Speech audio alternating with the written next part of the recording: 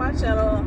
I hope y'all can hear me because I'm driving, so I'm gonna try to talk loud, and I have my GPS on, so you might hear it. But I just wanted to tell y'all about my work week that has been eventful to say the least. In 1 mile, turn left onto Old Beatty Ford Road. There we go. But I'm driving to work now. It's Monday. And yeah, so a few things happened at work. On Saturday, that's the day I do my doubles. My double. And one of the CNAs, it was like I was in the hallway, right? And I heard somebody go, help, help. And it was one of the patients. So when I heard that, I thought she was being attacked. The way she was yelling help, that's just the way it sounded to me. So I assumed maybe another patient that's not in their right mind or something was attacking her, got in her room or something.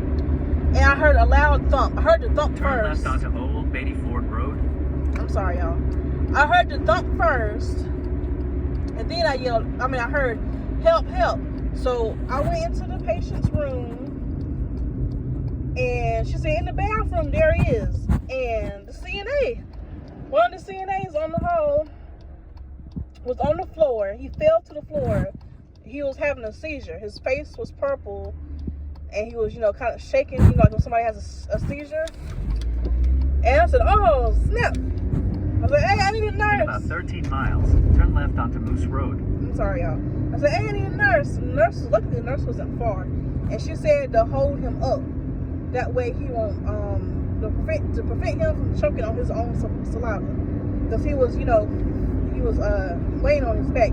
He was in the middle of taking a resident to the bathroom. And the resident, one of the residents was on the toilet while that was going on. So he was literally just put a resident on the toilet. And he fell to the ground.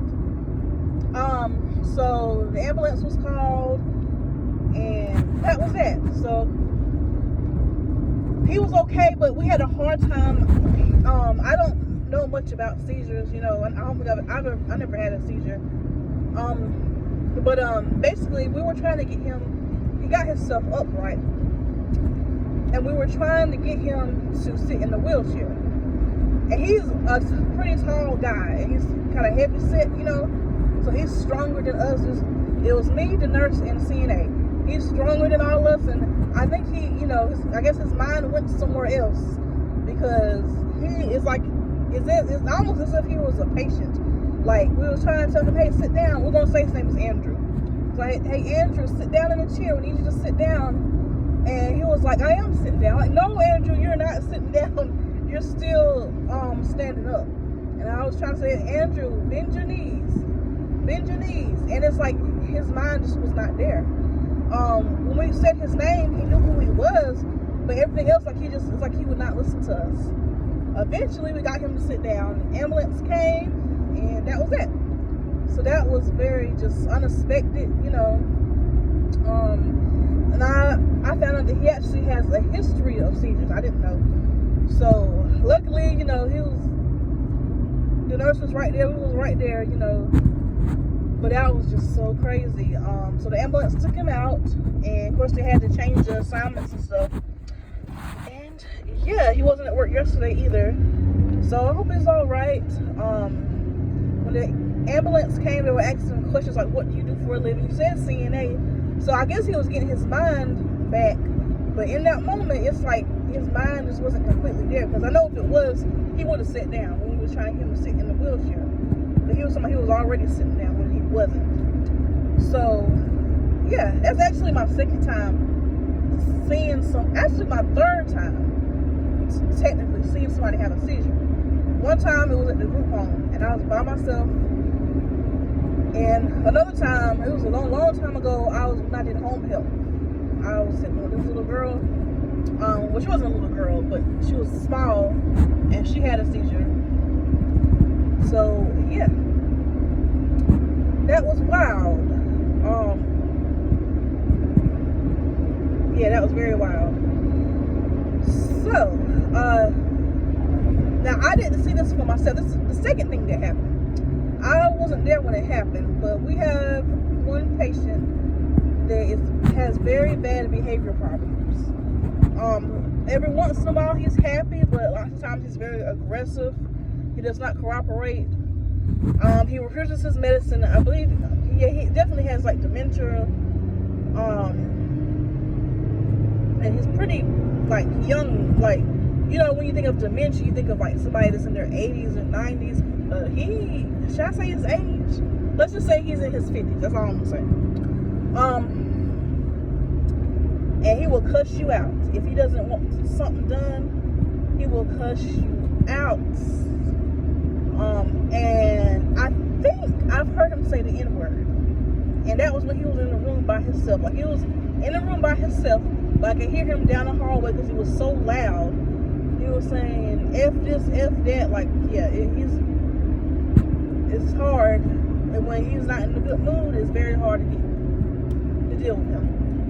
So, I was told that last night after I left, the nurse was trying to help the CNAs get him in bed, and he started screaming and hollering. They left him alone, but he was still screaming and hollering. So they were trying to calm him down, you know, because it's nighttime, so he's disturbing the other patients, right?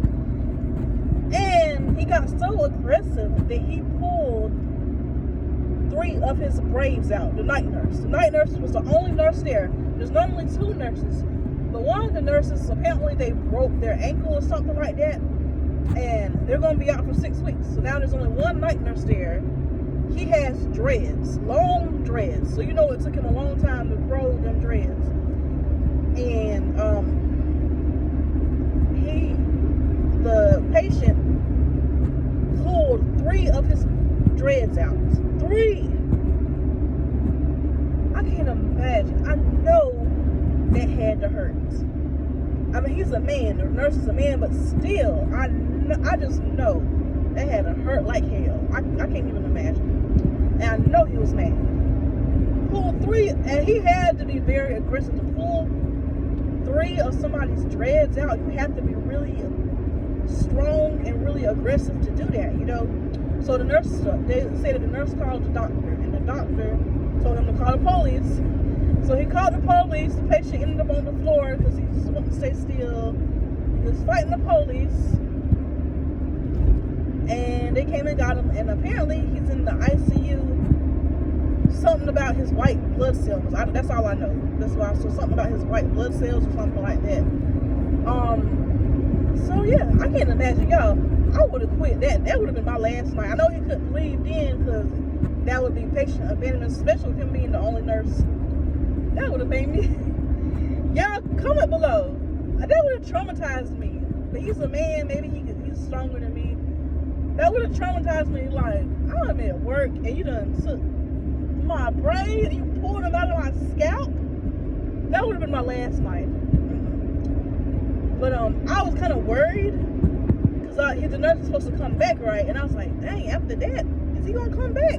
Because you know, when you're a med aide, you have to, you know, when you're a nurse or a med aide, you're responsible for that part. And I can't just leave. You know, I have to have a relief. He's my relief. He's the only relief because he was my relief and the other med aide's relief. And I'm thinking, like, oh my God, is he going to come back? I don't want to be stuck here. I hope he comes back after that. Oh Lord, what we going to do? And he came back, thank God. I was like, oh my God, thank you for coming back. He started laughing. I was like, I wasn't sure. I thought, I heard what happened. I didn't know if he was going to come back here or not. So, thank God. So yeah. So hopefully I have a good night. And what do y'all think? Will that traumatize y'all? I know, you know, as a healthcare professional, you're supposed to be professional and, you know, all that stuff. But, you know, nurses, CNAs, healthcare people are still human.